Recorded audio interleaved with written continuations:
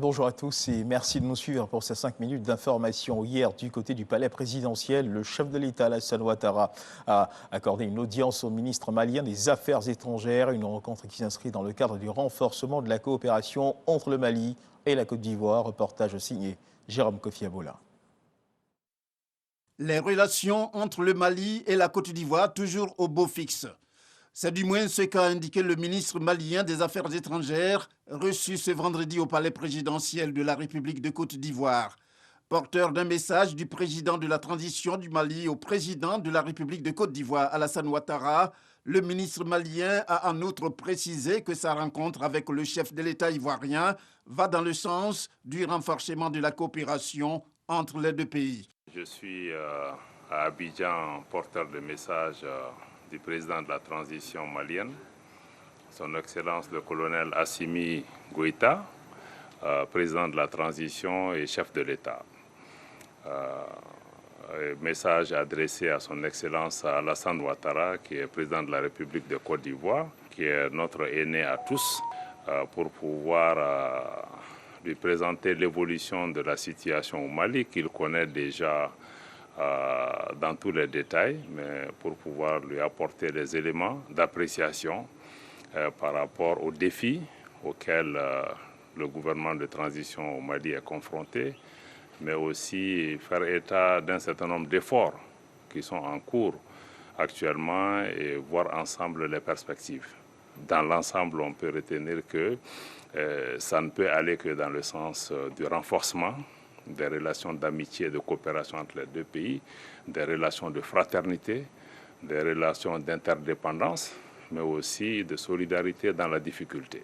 Pour le ministre malien des Affaires étrangères, le Mali et la Côte d'Ivoire étant deux pays de la CEDEAO, il est tout à fait important que le président ivoirien Alassane Ouattara, l'un des chefs d'État les plus écoutés, soit toujours imprégné de l'évolution de la situation au Mali.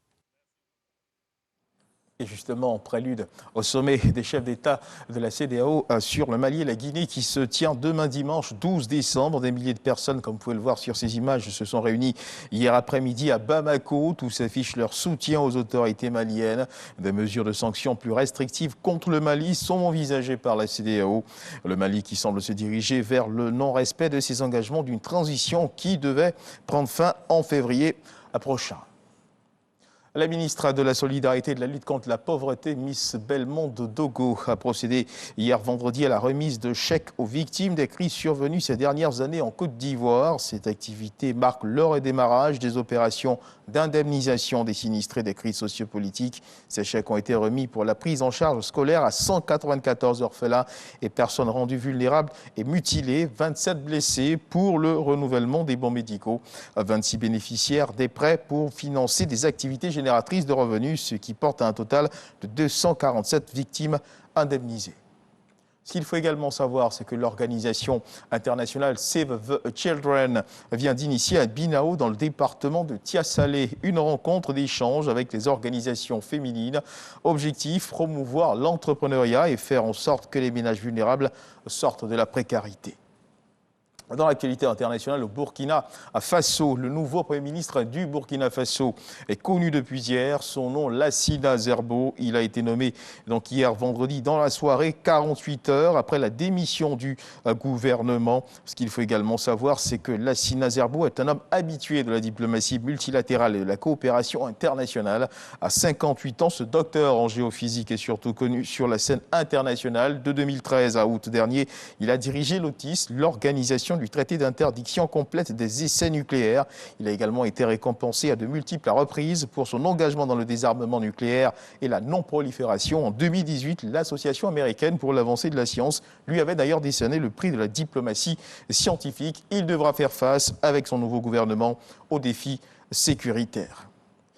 Et on termine bien ce tour de l'actualité internationale avec cette information concernant bien sûr la pêche post-Brexit, la date butoir du 10 décembre fixée par la Commission européenne pour trouver une issue au conflit opposant la France au Royaume-Uni au sujet des droits de pêche post-Brexit a expiré alors que Paris réclame toujours une centaine de licences. Les négociations devraient toutefois se poursuivre. C'est la fin de ce flash d'information. Merci de nous avoir suivis. Je vous retrouve à 13h pour le journal.